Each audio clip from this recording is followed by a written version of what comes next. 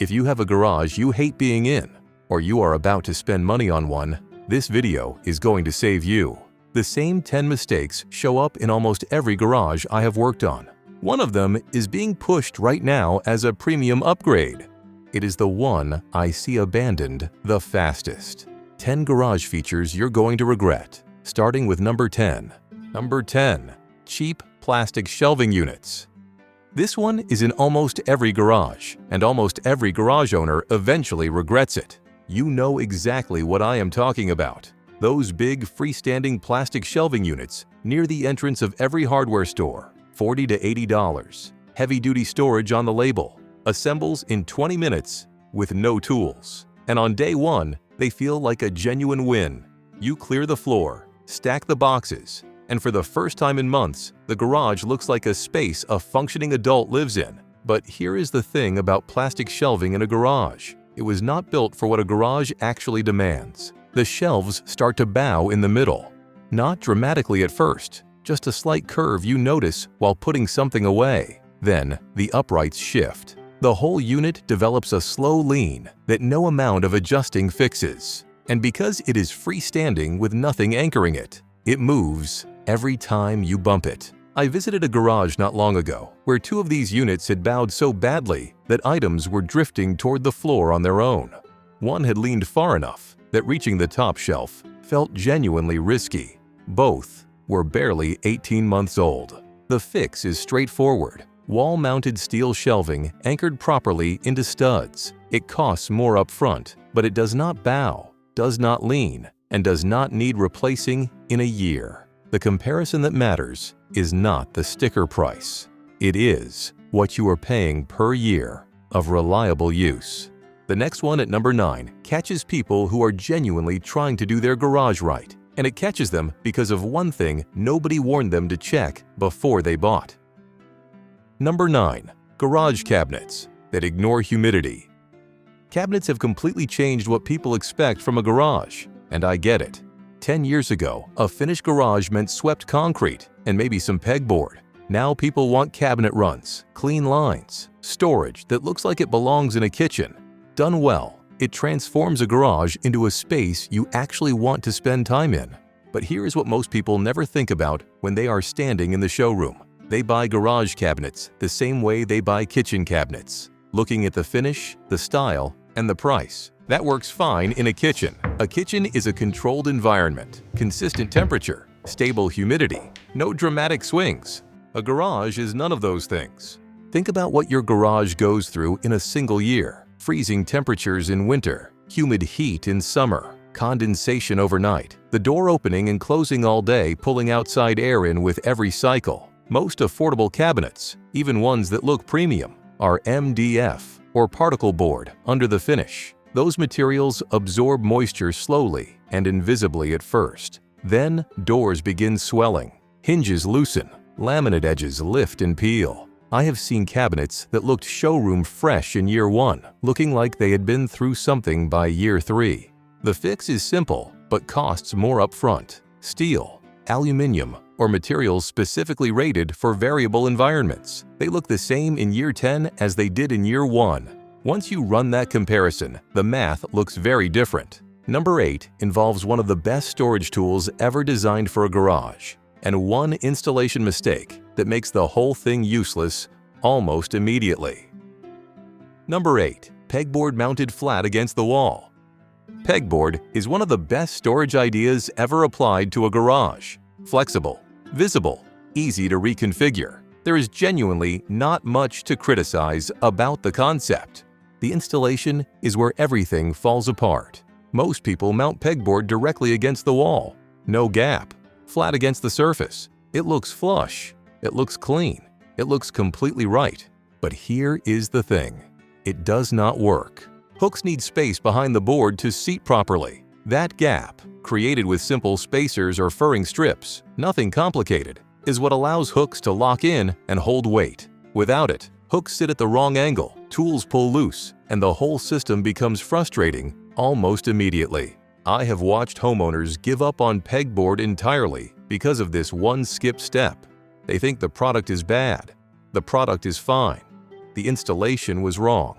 I looked at a pegboard setup last year where 3 sections had bowed so badly that hooks in the middle were sitting at completely the wrong angle. The homeowner had no idea a gap was even needed. The fix is simple. Add spacers or furring strips before the board goes up. On longer runs, add horizontal bracing or use thicker board. Do those 2 things and pegboard works exactly as well as it is supposed to. Number 7 starts as a genuinely smart, space-saving idea and becomes a serious safety problem when one critical step gets skipped. Number 7. Overhead storage without proper structural anchoring. Overhead storage is genuinely one of the smartest moves you can make in a garage. Most garages have significant unused volume above head height, just sitting empty while every inch of floor and wall space is packed. Ceiling storage reclaims all of that. When it is done correctly, it works brilliantly. But here is what most people never consider. Overhead storage gets heavy very fast. A platform loaded with holiday boxes, camping gear, and spare parts can weigh several hundred pounds without anyone stopping to add it up. That weight hangs above your car, above your workspace, above wherever your family stands every single day. The critical mistake is mounting ceiling storage into drywall instead of directly into joists or structural framing capable of carrying real load. Drywall cannot hold that weight long term. It will hold it for a while, then it will not. I have personally seen a ceiling rack collapse onto a vehicle parked directly underneath it because it had been fastened into the wrong material. The car was badly damaged. The family was lucky no one was standing there at the time. The fix is non-negotiable. Find your joists. Use the correct lag bolts rated for the load and stay well below the rated capacity. Not at it, well below it. This is not a situation where you figure it out as you go. Number 6 involves a product with a genuinely great sales pitch, and the failure starts before the coating ever goes down. Number 6. Epoxy floor coating applied to unprepared concrete.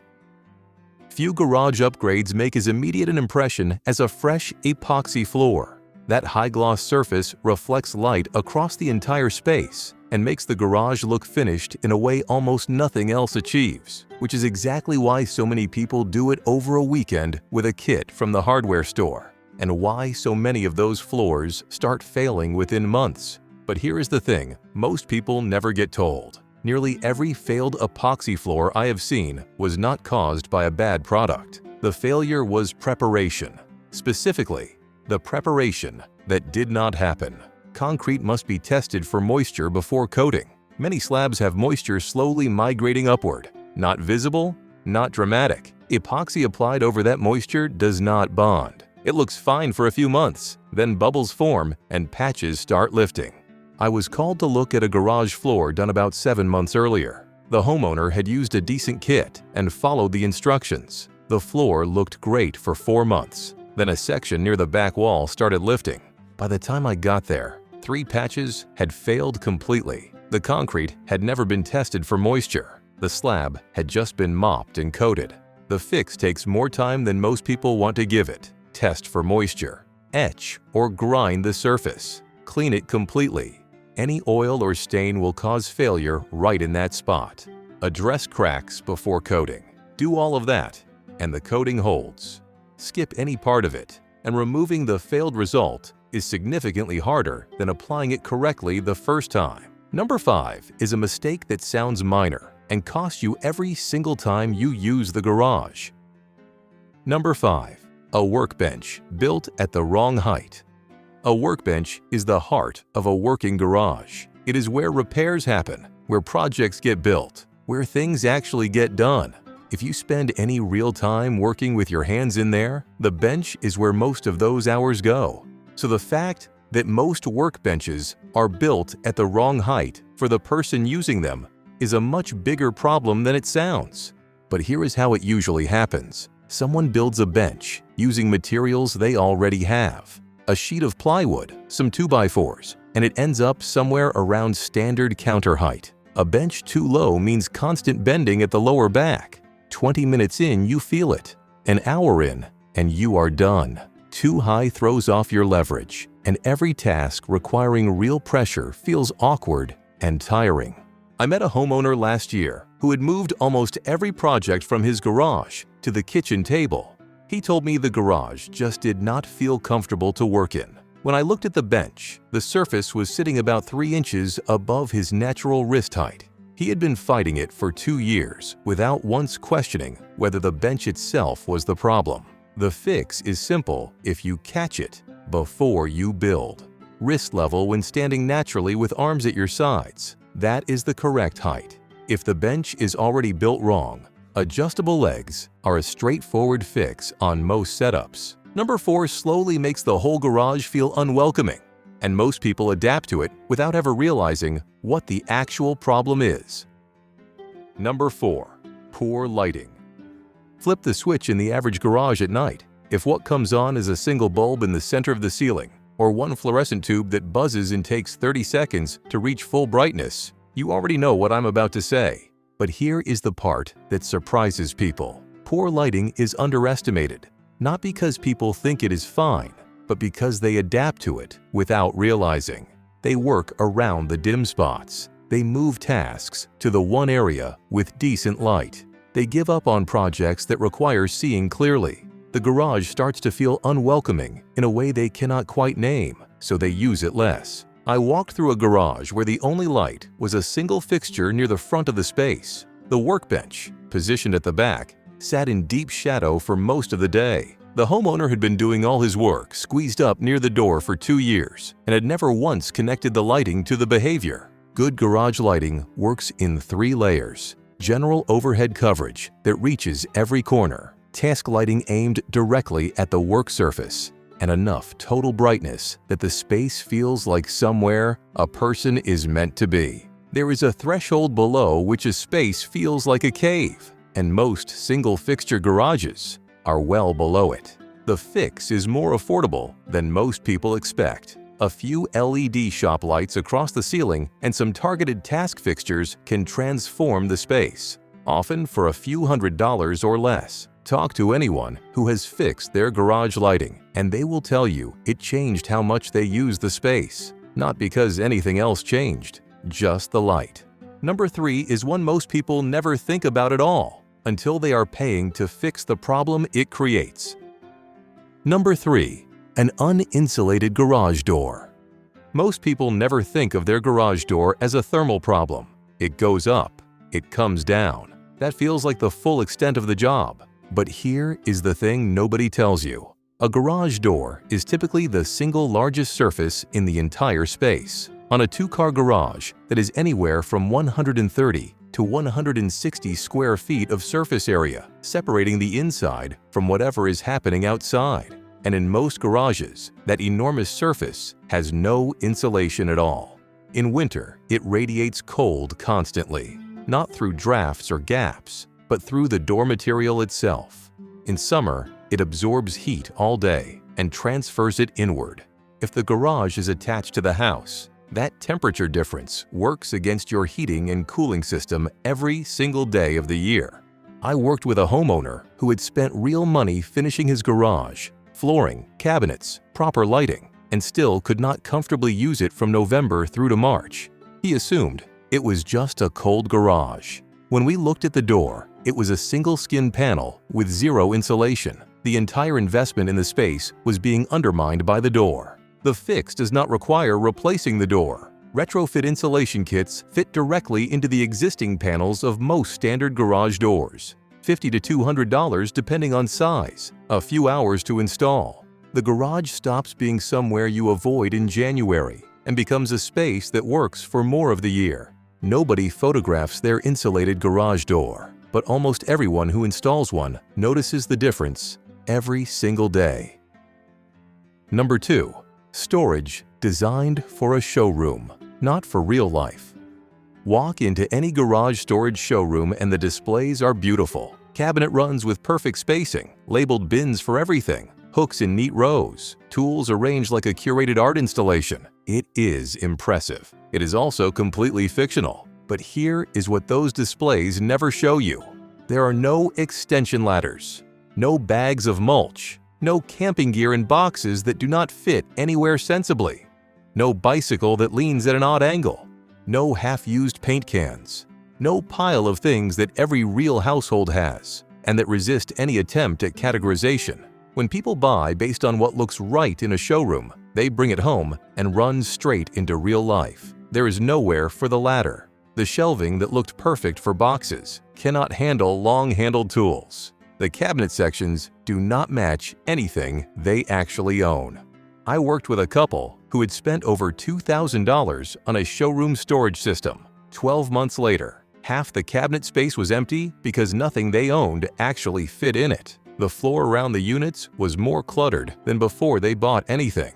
The fix costs nothing. Before buying anything, spend 20 minutes writing down everything that actually needs to live in your garage. Long items, ladders, lumber, fishing rods, heavy items, toolboxes, bags of concrete, bulky seasonal items, daily use things that need to be reachable without moving 3 other things first. Then design storage around that list, not around what looked good under showroom lighting. Storage that starts with your real-life works. Storage that starts with a showroom creates a beautifully organized-looking garage that nobody can find anything in.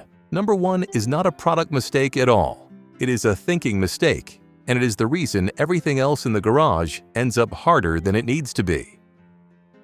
Number 1. Designing the garage for the car instead of for life.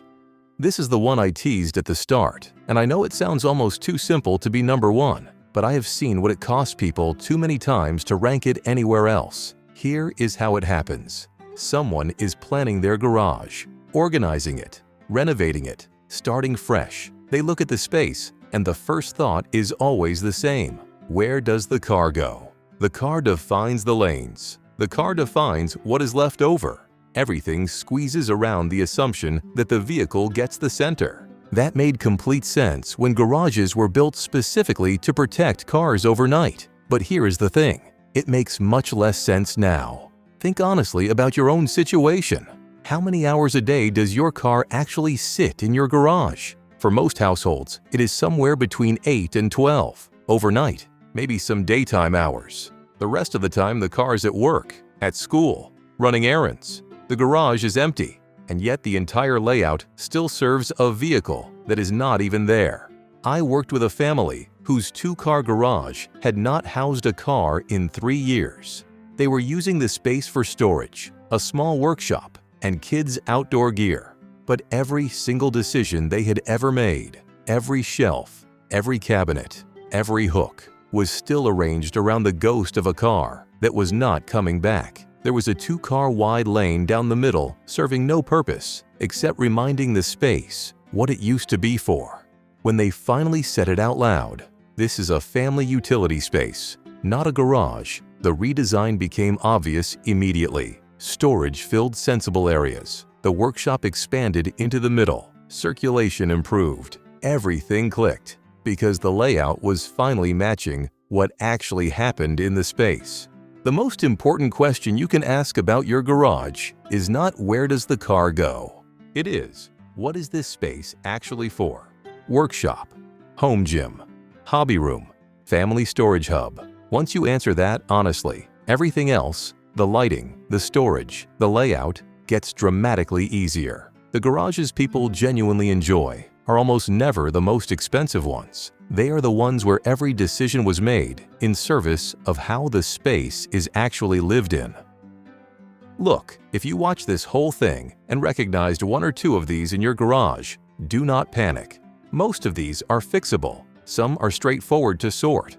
All of them are better addressed now than after something fails. The common thread through every single one is the same, a decision made for how a garage is supposed to look, rather than how it actually gets used. Garages are honest spaces. They punish that kind of thinking fairly quickly. Which one of these surprised you most? And if you are already living with one of these, drop it in the comments. I read every single one. If this saved you from one expensive mistake, subscribe. There is a lot more coming. Storage systems that actually work, the upgrades that pay back, and the contractor questions you should always ask before anyone starts work. I will see you in the next one.